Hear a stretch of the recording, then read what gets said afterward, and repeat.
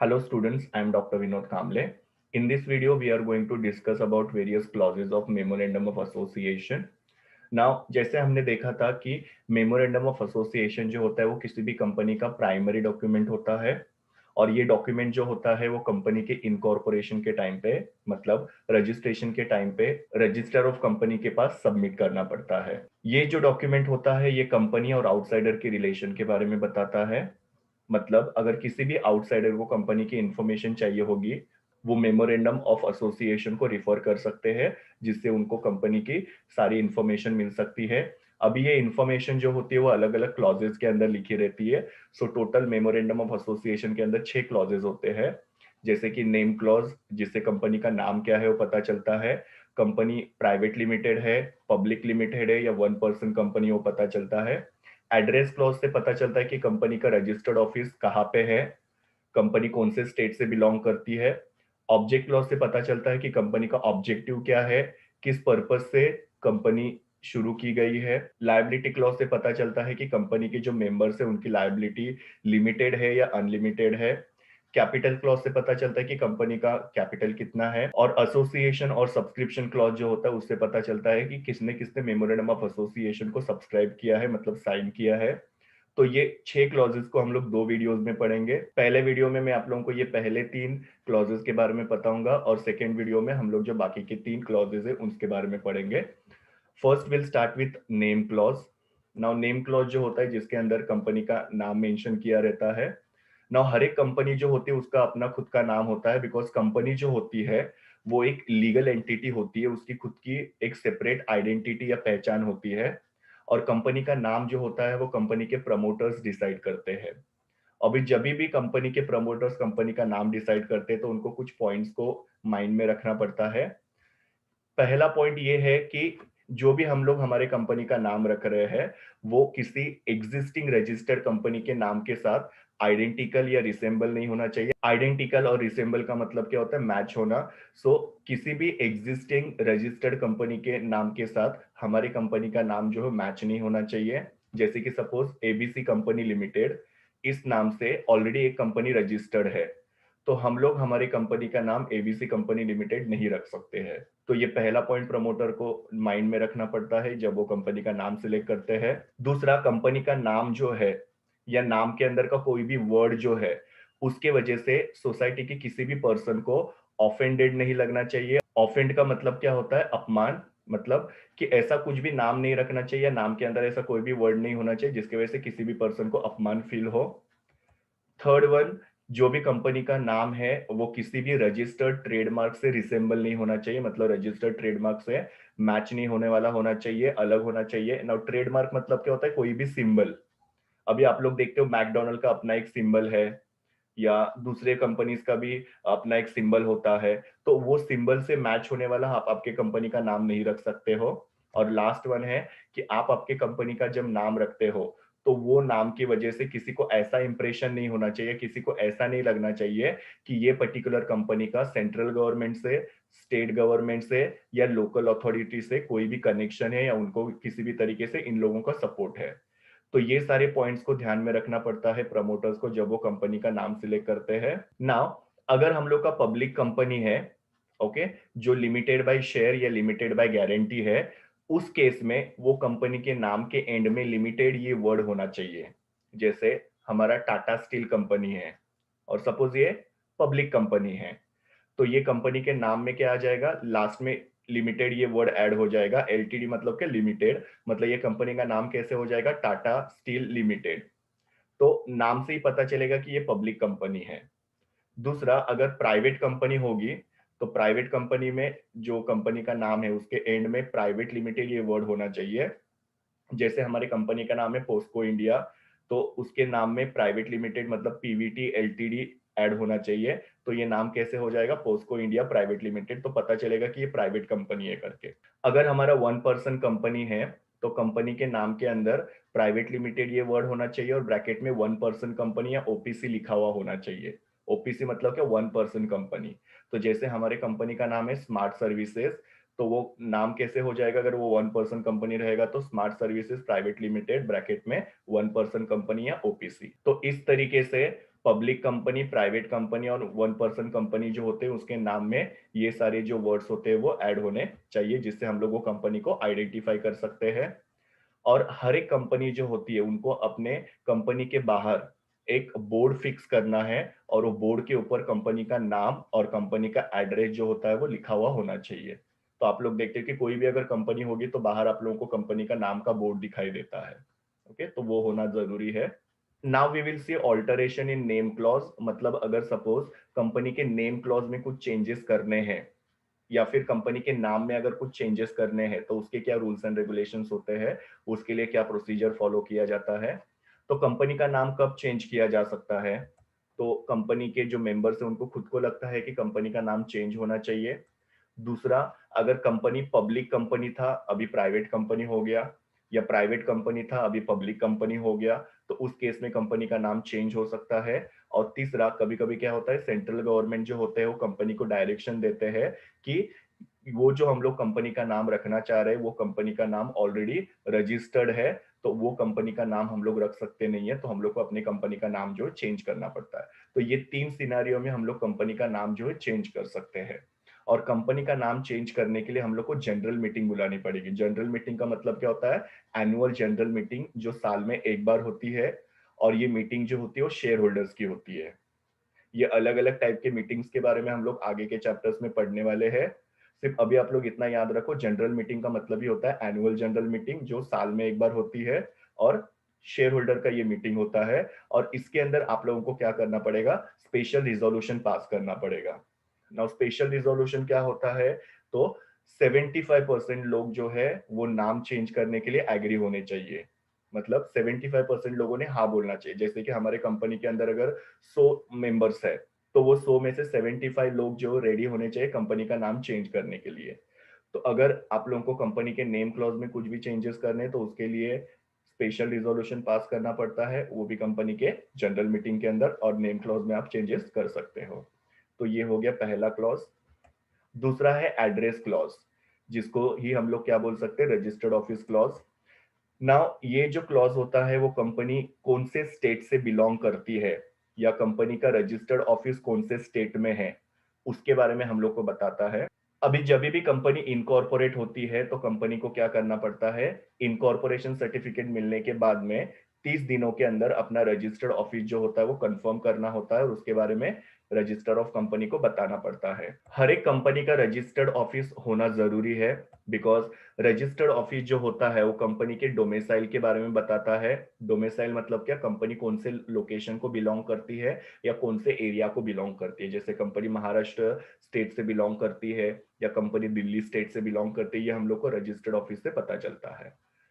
दूसरा, ये जो रजिस्टर्ड ऑफिस का एड्रेस होता है वो कोई भी पार्टी जो कंपनी के को लेटर भेजना चाहती है, कम्युनिकेशन मतलब कोई भी लेटर भेजना, या कंपनी को कोई नोटिस भेजना चाहती है, तो ये एड्रेस पे वो पार्टी जो है कंपनी के साथ कम्युनिकेशन कर सकती है। जैसे गवर्नमेंट को अगर कोई नोटिस भेजनी है तो वो एड्रेस पे अगर गवर्नमेंट भेज सकते हैं, या किसी सप्लायर को अगर सपोज कंपनी को लेटर लिखना है तो वो सप्लायर्स भी क्या कर सकते हैं, इस एड्रेस के ऊपर कंपनी को लेटर्स वगैरह लिख सकते हैं। या दूसरे किसी को भी अगर कंपनी को लेटर लिखना है तो वो लोग ये एड्रेस के ऊपर लेटर लिख सकते हैं।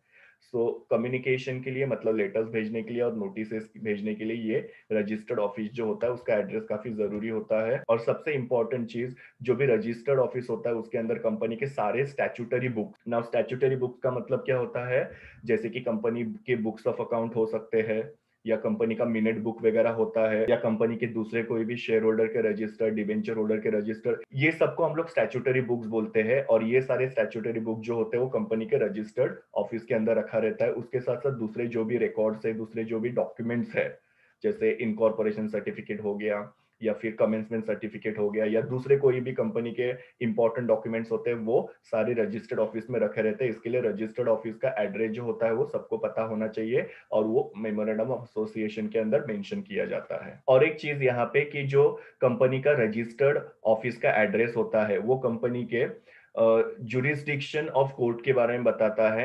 जुरिस्डिक्शन ऑफ कोर्ट का मतलब क्या होता है कि सपोज किसी को अगर कंपनी के अगेंस्ट अगर केस करना है तो उनको कंपनी का जुरिस्डिक्शन पता होना जरूरी है। जुरिस्डिक्शन मतलब क्या, वो कंपनी का एरिया कौन सा है और वो एरिया में कौन सा कोर्ट आता है, ताकि उस कोर्ट में हम लोग क्या कर सकते हैं, केस फाइल कर सकते हैं। बिकॉज आपने देखा होगा कि कोर्ट में अगर हम लोग को केसेस फाइल करने हैं तो वो एरिया वाइज होता है। एक एरिया का जो केस है वो दूसरे एरिया में एक्सेप्ट नहीं किया जाता है। तो इसके लिए हम लोग को jurisdiction of court find out करने के लिए ये जो कंपनी का रजिस्टर्ड ऑफिस का एड्रेस होता है उसकी जरूरत होती है। तो वो एड्रेस जो है मेमोरेंडम के अंदर मेंशन किया रहता है, जिसकी वजह से हमारे ये सारे पर्पजेज जो होते हैं वो फुलफिल होते हैं। अगर कंपनी के एड्रेस क्लॉज में कुछ भी ऑल्टरेशन करना है या चेंज करना है तो उसके लिए क्या क्या प्रोसीजर फॉलो करना पड़ता है वो अभी हम लोग देखते हैं। नाउ कंपनी के रजिस्टर्ड ऑफिस में चेंजेस होते हैं, मतलब एग्जैक्टली किस तरीके से चेंजेस होते हैं। तो कंपनी का जो रजिस्टर्ड ऑफिस है वो एक प्लेस से दूसरे प्लेस में शिफ्ट हो गया, बट वो लोग अभी भी सेम सिटी में या सेम टाउन में है। जैसे पहले भी कंपनी का जो रजिस्टर्ड ऑफिस था वो मुंबई सिटी के अंदर ही था, और अभी भी उन्होंने क्या किया है, जो नया ऑफिस स्टार्ट किया है वो नया ऑफिस भी मुंबई सिटी के अंदर ही है। तो अगर सपोज आप एक प्लेस से दूसरे प्लेस में आपका रजिस्टर्ड ऑफिस लेके जाते हो लेकिन आप लोग सेम सिटी में हो या सेम टाउन में हो, तो उसके लिए आप लोगों को मेमोरेंडम ऑफ एसोसिएशन के अंदर कुछ भी ऑल्टरेशन करने की जरूरत नहीं है ना। दूसरे केस में अगर सपोज कंपनी का रजिस्टर्ड ऑफिस एक टाउन में से दूसरे टाउन में या एक सिटी में से दूसरे सिटी में शिफ्ट होता है लेकिन वो है सेम स्टेट के अंदर, जैसे कि सपोज हमारा जो रजिस्टर्ड ऑफिस था वो पहले मुंबई में था, अभी वो मुंबई से नागपुर में शिफ्ट हो गया। तो यहाँ पे क्या हो गया कि सिटी आपकी चेंज हो गई है, टाउन आपका चेंज हो गया है, लेकिन आप हो महाराष्ट्र के अंदर ही।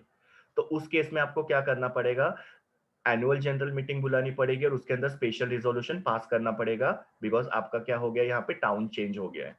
और तीसरा केस है अगर आप लोग एक स्टेट में से दूसरे स्टेट में जाते हो, जैसे कि पहले महाराष्ट्र स्टेट के अंदर आपका रजिस्टर्ड ऑफिस था, अभी आपका जो रजिस्टर्ड ऑफिस है वो दिल्ली स्टेट में चला गया।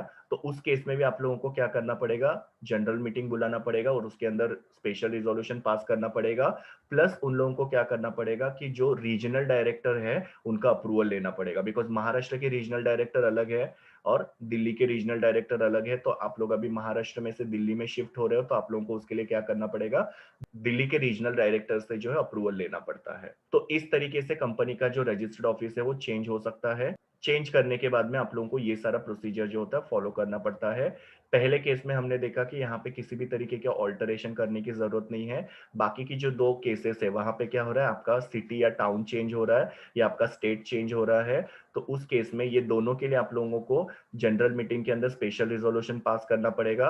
और जब स्टेट चेंज होता है तो इसमें हम लोग को एडिशनल एक और चीज करनी पड़ती है, वो है वो पर्टिकुलर स्टेट जिसमें आप लोग शिफ्ट हो रहे हैं उसके रीजनल डायरेक्टर का अप्रूवल लेना पड़ता है। Now third clause is object clause. Object clause जो होता है वो कंपनी के ऑब्जेक्ट्स के बारे में या कंपनी के ऑब्जेक्टिव्स के बारे में बताता है।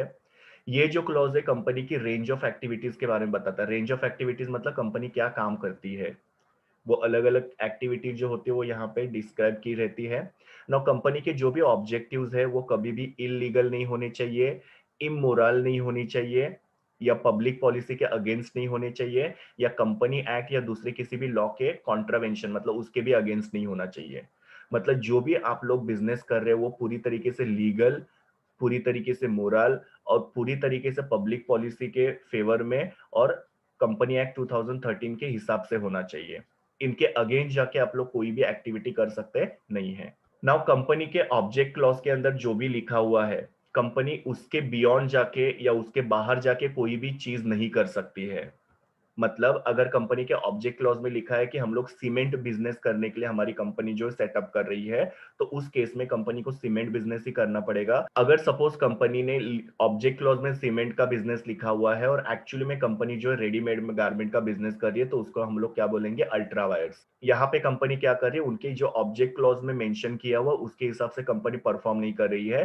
कंपनी अपने ऑब्जेक्ट क्लॉज के बियॉन्ड जाके या उसके स्कोप के बाहर जाके आउटसाइड जाके का परफॉर्म कर रही है।